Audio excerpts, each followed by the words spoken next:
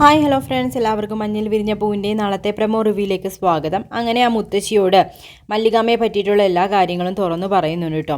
തനിക്ക് എങ്ങനെയെങ്കിലും തൻ്റെ അച്ഛമ്മയെ രക്ഷിക്കണമെന്നും അതിനാണ് താൻ എല്ലാം ചെയ്യുന്നതെന്നും അതിന് വേണ്ടിയിട്ടുള്ള ശ്രമത്തിലാണെന്നും പറയുന്നു. അപ്പോൾ ആ മുത്തശ്ശി പറയുന്നുണ്ട് എല്ലാം നടക്കും, മോൾ വിഷമിക്കേണ്ടെന്ന് പറയാട്ടോ ചെയ്യുന്നത്. പക്ഷേ ഓരോ ദിവസം കഴിയും തോറും അച്ഛമ്മയുടെ അസുഖം കൂടി വരികയാണെന്നും എങ്ങനെ ഇനി അച്ഛമ്മയെ അറിയിക്കാതെ ഓപ്പറേഷന് കൊണ്ടുപോകും, ആ പണം കണ്ടെത്തും, ഒന്നും എനിക്ക് അറിഞ്ഞുകൂടാ എന്നുമൊക്കെ പറഞ്ഞ് ചിത്തിര വിഷമിക്കുന്നുണ്ട് കേട്ടോ.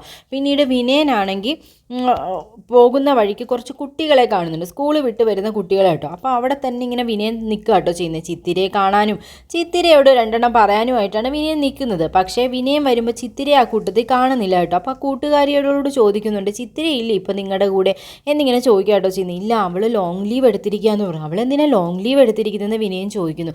അവളുടെ അച്ഛമ്മയ്ക്ക് ഏതോ വലിയ അസുഖമാണെന്ന് പറയുന്നു. അപ്പോൾ മറ്റൊരു കുട്ടി പറയാം കേട്ടോ ചെയ്യുന്നത്, ട്യൂമറാ, അവിടെ അച്ഛമ്മയുടെ കാഴ്ച നഷ്ടപ്പെടും, അതുകൊണ്ടാണ് അവളിപ്പോൾ ക്ലാസ്സിലേക്ക് വരാതെ അവിടെ അച്ഛമ്മയെ നോക്കാൻ വേണ്ടി നിൽക്കുകയെന്ന് പറയുന്നു. ഇത് കേൾക്കുന്ന വിനയൻ അങ്ങ് ഞെട്ടിത്തരിക്കുക കേട്ടോ ചെയ്യുന്നത്.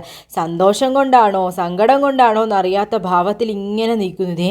ഒരുപാട് പ്രാവശ്യം ഞങ്ങൾ കൊല്ലാൻ നോക്കിയിട്ടൊന്നും നടന്നില്ല, ദൈവമായിട്ട് തന്നെ അവരെ കൊല്ലാൻ പോകുന്നു എന്നുള്ള രീതിയിൽ നിൽക്കുക. അപ്പോൾ ഉടനെ തന്നെ ഇതൊന്നും മല്ലികാമ്മയ്ക്ക് അറിഞ്ഞുകൂടെ എന്നിങ്ങനെ ചോദിക്കുക കേട്ടോ ചെയ്യുന്നത് വിനയൻ കുട്ടികളോട്. അപ്പോൾ പറയുന്നില്ല, അവിടെ അച്ഛമ്മയെ ഒന്നും അറിയിച്ചിട്ടില്ല, അവിടെ അച്ഛമ്മ അറിയിച്ചു കഴിഞ്ഞാൽ ഓപ്പറേഷൻ ഒന്നും സമ്മതിക്കത്തില്ല, വലിയ സങ്കടമാവും, അതുകൊണ്ട് ആരെയും അറിയിച്ചിട്ടില്ല എന്ന് പറയാട്ടോ ചെയ്ത്. ഇത് തന്നെ തരമായിട്ട് വിനയൻ എടുക്കുക കേട്ടോ ചെയ്യുന്നത്.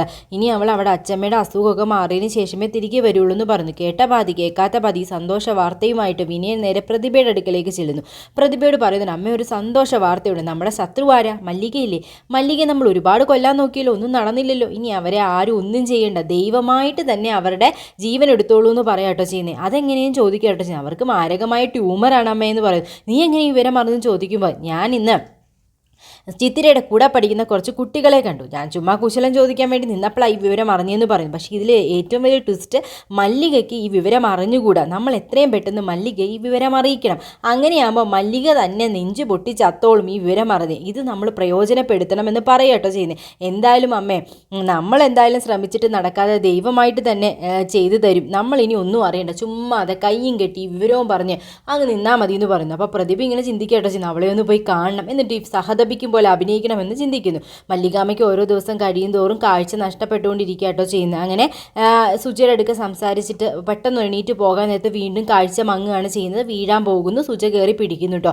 അപ്പോൾ ഉടനെ മല്ലികാമ്മ പറഞ്ഞു, എന്തോ കുഴപ്പമുണ്ട് എൻ്റെ കണ്ണിന്, ഡോക്ടർമാർ പറഞ്ഞു കുഴപ്പമൊന്നുമില്ല എന്ന്, പക്ഷേ എനിക്കങ്ങോട്ട് മനസ്സിലാവുന്നില്ല, എനിക്കങ്ങോട്ട് ചില സമയത്ത് കണ്ണ് കാണാനേ പറ്റുന്നില്ല, എന്താ സുജ ഇങ്ങനെ ഉണ്ടാവാനുള്ള കാരണമെന്ന് ചോദിക്കുക കേട്ടോ ചെയ്യുന്നത്.